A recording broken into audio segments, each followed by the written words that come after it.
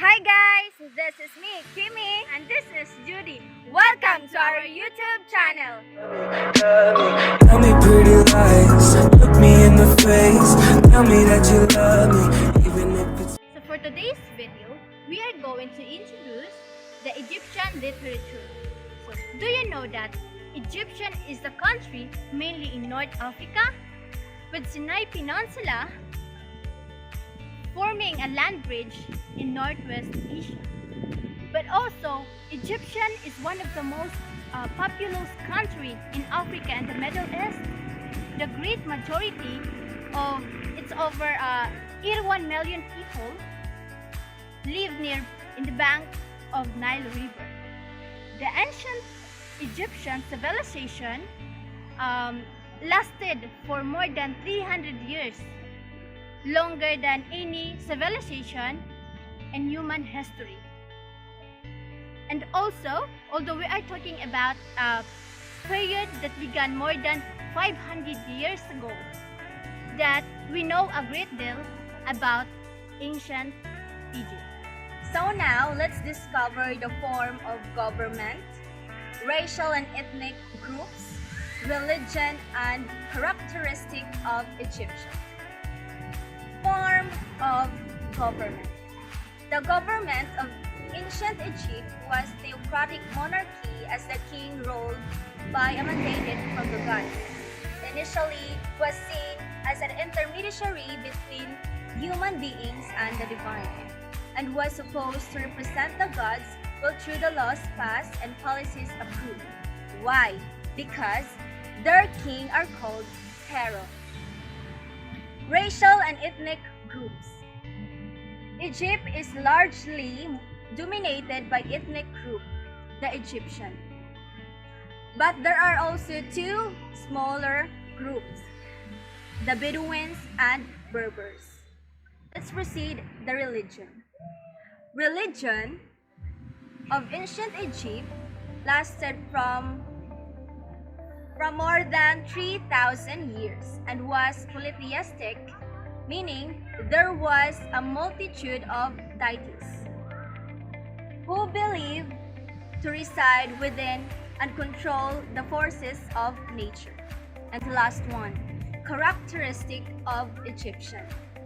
It comprises a wide array of narrative and poetic forms, including inscriptions on tombs, obelisks, temples, myth, stories, legends, religious writing, philosophical works, autobiographies, biographies, histories, poetry, personal essays, letters, and court records.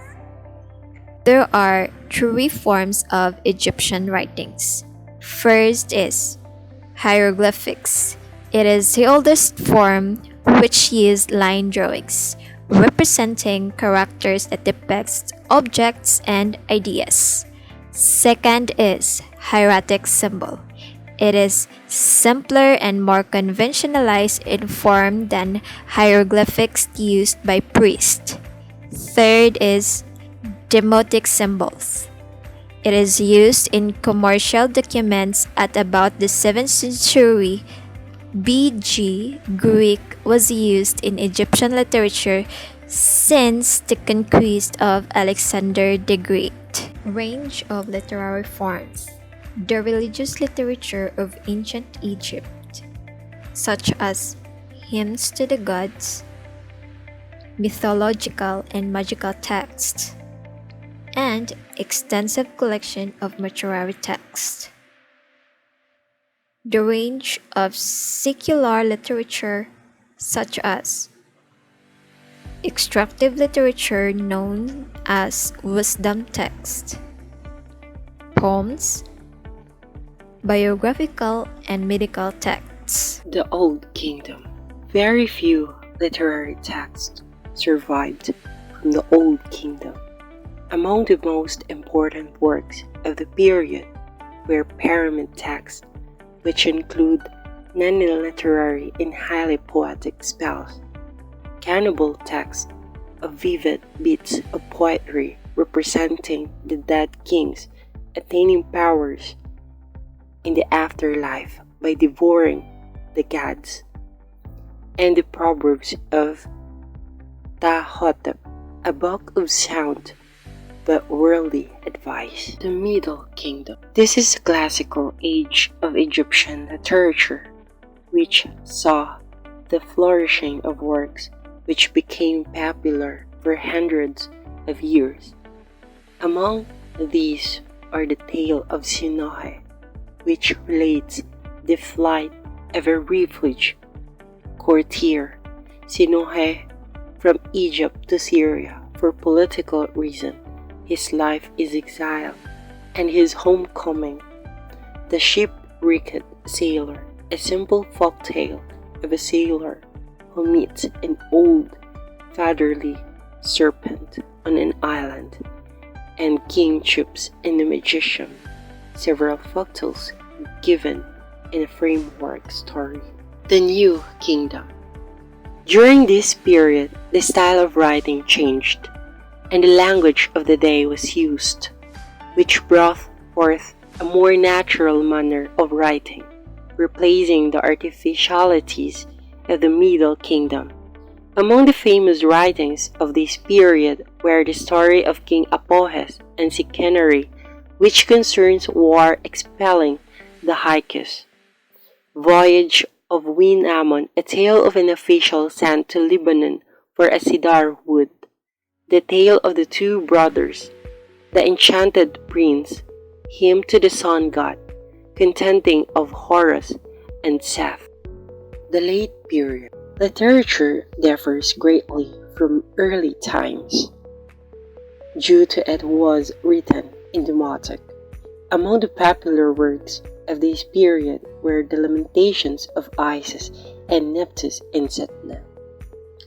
The Lamentation of Isis in Nephthys is an ancient Egyptian text in which the two goddesses, sisters, calls the soul of the god Osiris to rejoin the living.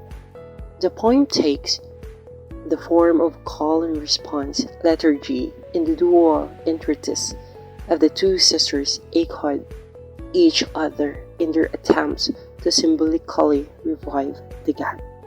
The next one is a magical book. Contains 28 magical practices that are designed to make you learn that how you can use gratitude in your life to revolutionize your health, money, job, and relationships, and how you can make smallest desires and biggest dreams come true. There are 5 types of Egyptian literature. Religious literature predominates in Egypt. This is always the case when the priests are the only persons who can write and make records, and it is rare that any secular literature survives from an early period. The following are part of the religious literature in Egypt, namely pyramid text, and in the coffin text it includes the Book of the Dead, hymns to the sun god, hymns to the Osiris, and Amunihet. Tales.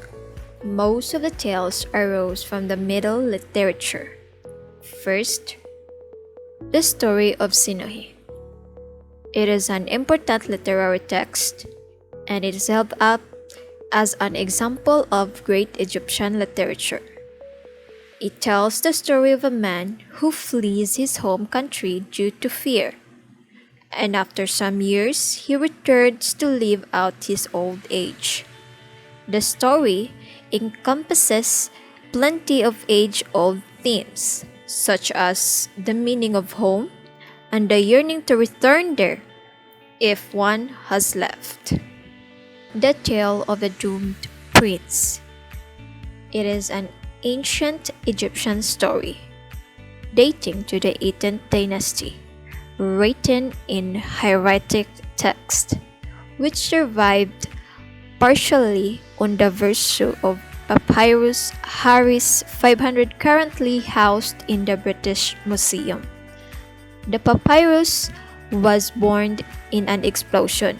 Because of this damage, the conclusion of the story is missing. This story is an example of an Egyptian folktale.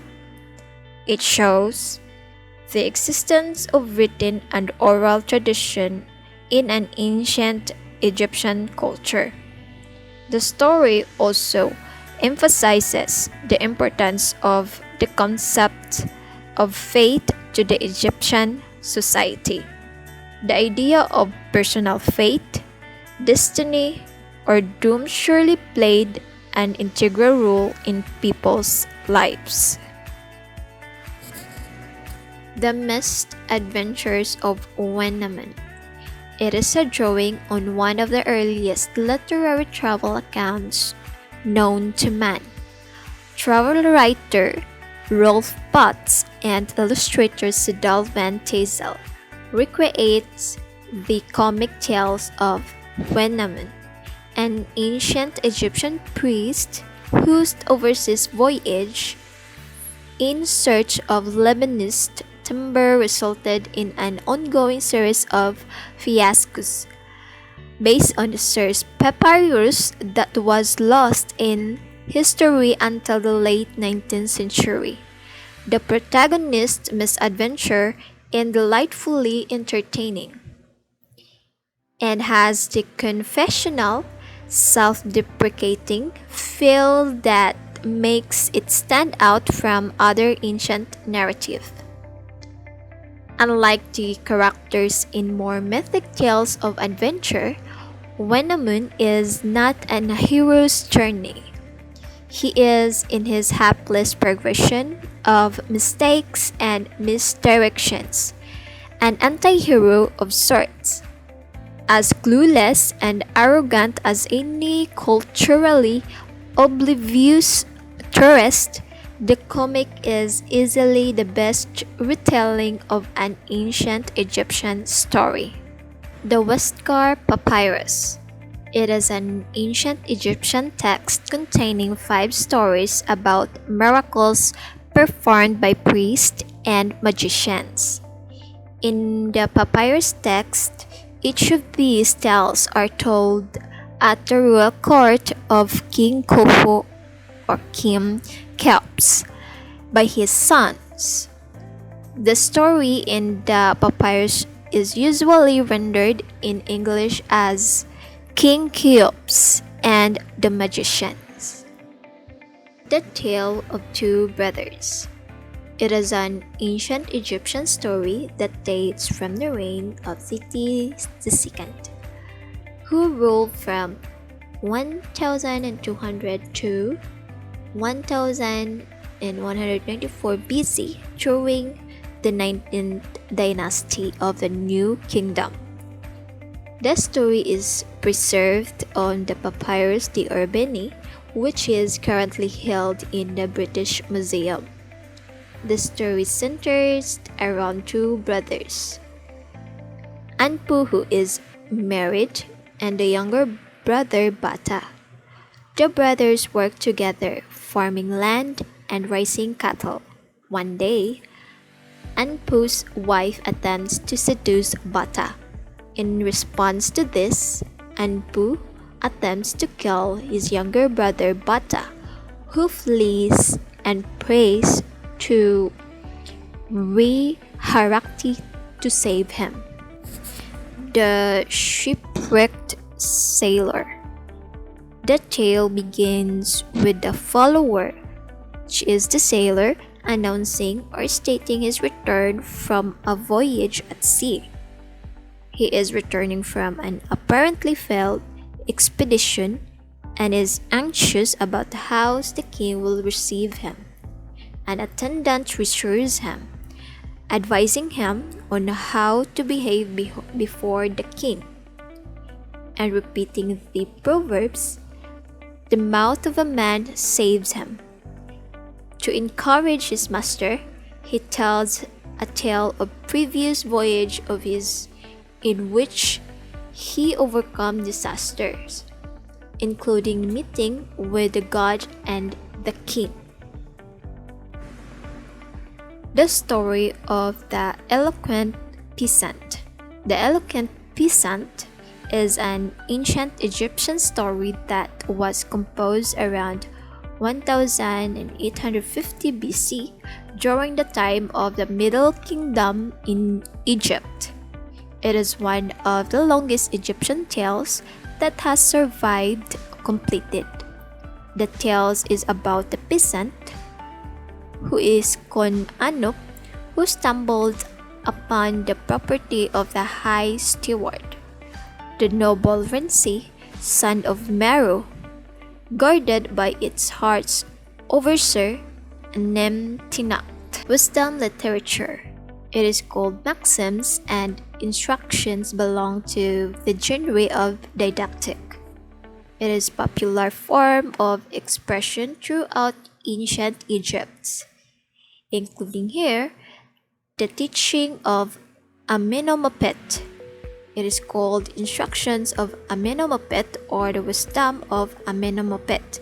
It is a literary work composed in ancient Egypt, most likely during the Ramesside period of 800 to 700 BC. Pessimistic literature. It is one of the many forms of literature that bloomed during the Middle Kingdom. An interesting specimen of this type is a dialogue of a disappointed man with his soul. Dialogue of a pessimist with his soul. The Admonitions of Egyptian. Sage describes a topsy-turvy world in which everything is awry, the poor usurping the land, no respect and no virtue anywhere, yet a redeemer The is love bombs at hand. the Ancient Egyptian Egypt loves are in many ways like those of any other country, and therefore run easily into the English verse. Bridal songs were sung, as they still are in the village of Egypt, the theme always being in the surpassing beauty of the bride. One of the most charming are the bridal songs of Princess Mutandis. It has a refrain which may have been the theme of many poets in all countries, but the Egyptian poem is perhaps the earliest of its kind. So now, let's find someone who has knowledge about the Egyptian writers. Let's go. Hi, good day. Mister? Michael.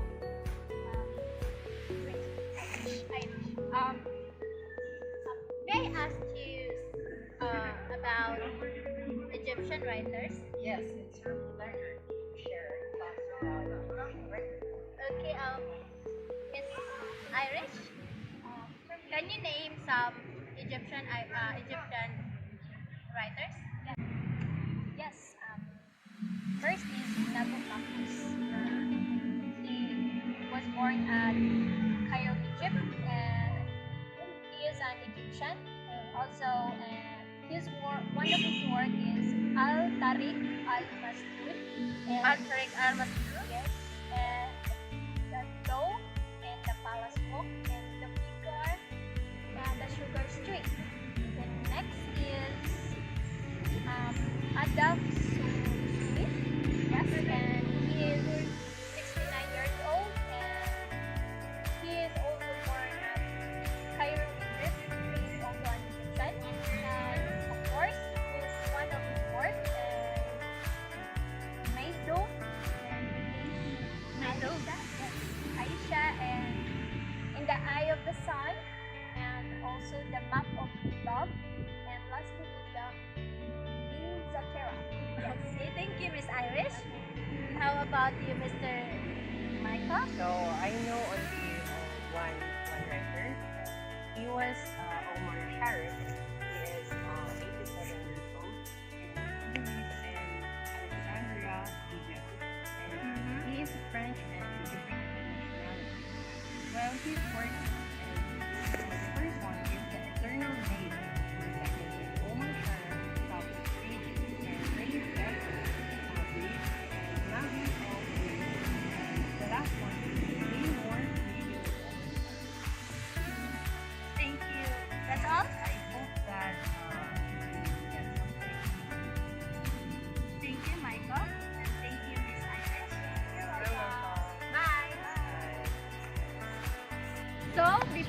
in this video, we want to share the three importance of Egyptian literature. So the first one is, ancient Egypt was the source of great works written on papyrus or on the walls of temples, tombs, pyramids, obelisks, and monuments. And the second one, Egyptian literature forms central elements in folkloric works of many nations. And the last one shows how elevated ancient Egyptians' moral and literary perceptions were even before divine religions were revealed or even before the world knew great literary masterpieces.